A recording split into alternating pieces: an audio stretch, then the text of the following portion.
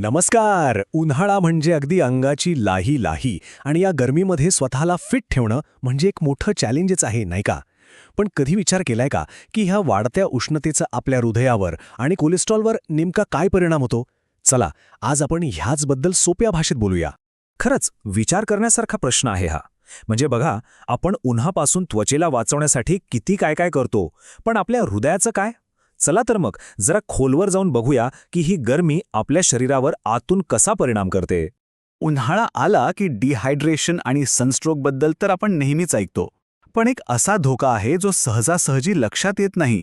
एक छुपा धोका, आणि तो म्हणजे वाढलेलं कोलेस्टेरॉल.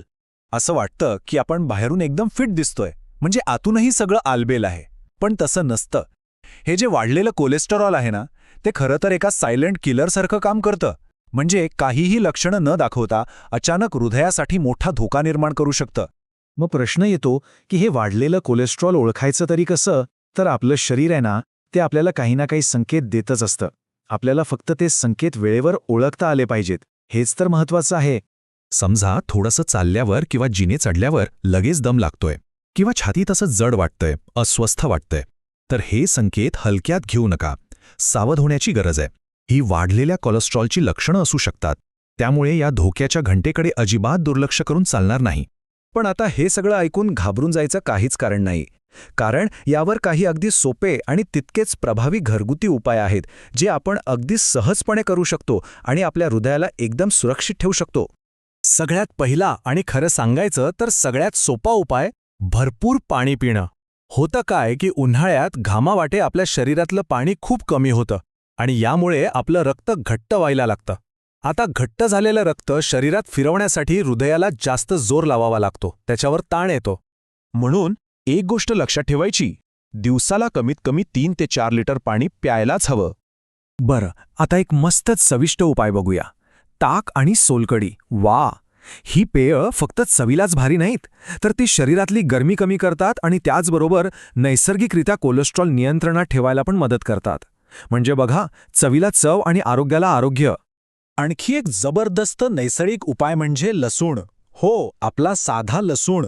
रोज सकाळी काहीही न खाता, म्हणजे रिकाम्या पोटी लसणाच्या फक्त 2-3 पाकळ्या खाल्ल्या ना, तरी आपल्या रक्तवाहिन्या स्वच्छ राहण्यासाठी खूप मोठी मदत होते. आता हे झाले घरगुती उपाय, पण फक्त एवढंच करून चालणार नाही. ह्या उपायांसोबतच आपल्याला आपल्या जीवनशैलीत म्हणजे लाईफस्टाईलमध्ये काही महत्त्वाचे बदल करणंही तितकंच गरजेचं आहे. जसं की योग्य आहार आणि नियमित व्यायाम. आहाराबद्दल बोलायचं झालं तर आपल्या जेवणामध्ये भरपूर पालेभाज्या, त्या सीझनमध्ये मिळणारी फळं आणि हो, मोड आलेली कडधान्य यांचा समावेश नक्की करा.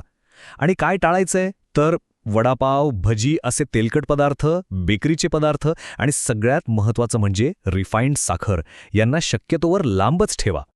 आणि हा एक बदल तर खूप सोपा आहे, पण त्याचा परिणाम खूप मोठा आहे. आपल्या चहामध्ये किंवा इतर गोड पदार्थांमध्ये साखरेऐवजी गुळाचा वापर सुरू करा. कारण बघा, साखरेमुळे शरीरात नको ती चरबी जमा होते, तर या उलट गुळ आपल्या आरोग्यासाठी खूप चांगला असतो. आता व्यायामाचं म्हणाल तर उन्हामुळे बाहेर पडणं कठीण वाटत असेल तर काही हरकत नाही. घरातल्या घरात योगासनं करा किंवा मग सकाळी लवकर किंवा संध्याकाळी थोडं ऊन कमी झाल्यावर 30 ते 40 मिनिटं भरभर चाला. मुद्दा हा आहे की शरीराला हालचाल मिळायला हवी. त्याला ॲक्टिव्ह ठेवणं अत्यंत महत्त्वाचं आहे.